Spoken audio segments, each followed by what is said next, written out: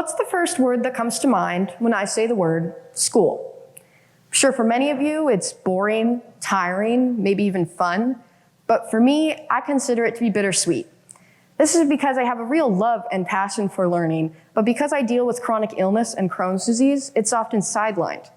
I've had months where I could barely eat or move and was dealing with hospitalization, and the only thing on my mind was due dates, assignments, school, tests, and this pressure disabled students face daily for something they can't even control.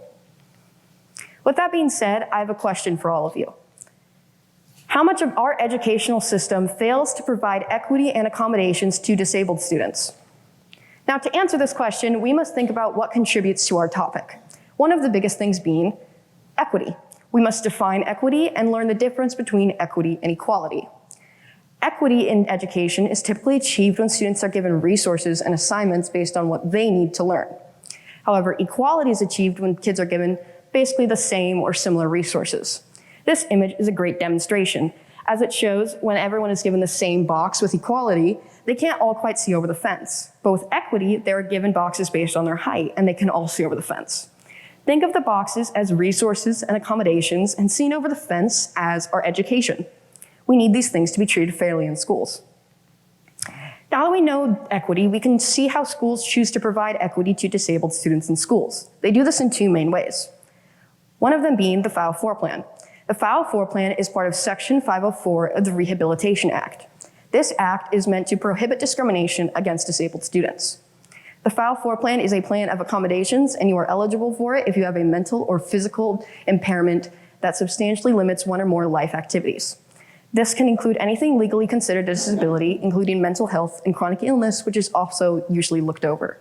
Next, we have IEPs. IEPs are similar to File 4 plans as they are also accommodation plans, except they have more specific standards. For example, written goals and written documents that are set in place, and it also includes specialized education.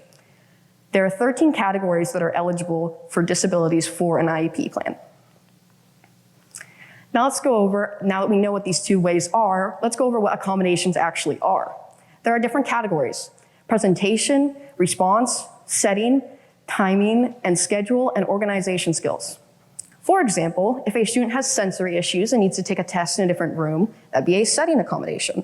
Another example is if you have health issues and need to turn in work late but still have a good grade, that would be a timing and schedule accommodation. Now, the IEPs are part of the Individuals with Disabilities Education Act, also known as IDEA. 15% of public school students in America use the IDEA plan in their education, which is 7.2 million students. Now, I'd like you to raise your hand if you knew about the details of these accommodation plans or what IDEA was before coming to this speech. Now look around. 7.2 million kids are utilizing the IDEA Act in their education, and so few people even know that it exists. Now let's go into why I care. Now, I don't say this for pity or for sadness. This is to educate others and let other kids know that they aren't alone in their struggles. When I was 8 years old, I was diagnosed with Crohn's disease. This left me hospitalized for a month and has substantially affected my life and my schooling, of course. And it means I have had a File 4 plan throughout my school life. I've had teachers fail to comply with my accommodations. I've had schools fail to provide me with things like unlimited bathroom passes, which when you have a disease that affects the bowel tract, quite important. And with that, I have learned over the years that it is a real big issue in our school system, and that what I go through, many others do as well, much, much worse for some of them. And I know my experiences are common, as the US Department of Education released the annual IDEA determinations for 2022. As we talked about, the IDEA law is something that provides education and accommodations to disabled students. The states in yellow are states that aren't meeting requirements for this law, the bare minimum. As we know, 7.2 million kids are utilizing this IDEA, and they aren't getting their education or rights. So what? What does this mean? How does this relate to our question? Does this actually impact our education system? Yes. It has led to many issues that have snowballed into bigger things, one of them being chronic absence. Chronic absence is when a student misses 15 or more days of school. I myself have struggled with it due to my stomach pain. It can lead to failing school, struggling to graduate, more overall anxiety, and means kids aren't getting the education they need because they aren't even able to attend. 22.5% of disabled students struggle with chronic absence. Another big issue is the education fund. Without the proper funding from the government, districts have to make budget cuts. And that means schools aren't able to retain quality accommodations and teachers. This is important to recognize that teachers and schools and staff, they aren't entirely at fault for this. A lot of it is they don't have the proper funding to provide these things to students. One of the biggest issues, of course, is bullying. When kids see something they don't understand, they tend to ridicule it. Without the normalization of disabilities and accommodations to students, they react with bullying. I know this is true because 46% of a study of almost 10,000 kids reported on basis of disability. Out of a 10K study, 46% of those bullying cases were on the basis of disability. Just take a second to think about that. And all of these contribute to a bigger issue that I think of as the achievement gap. I like to think of it as how kids who generally do naturally better in school and tend to keep up with the general curriculum get higher and higher as the years goes on, as they should. But kids who don't tend to lag behind as they don't naturally fit into the curriculum, and it creates this huge gap.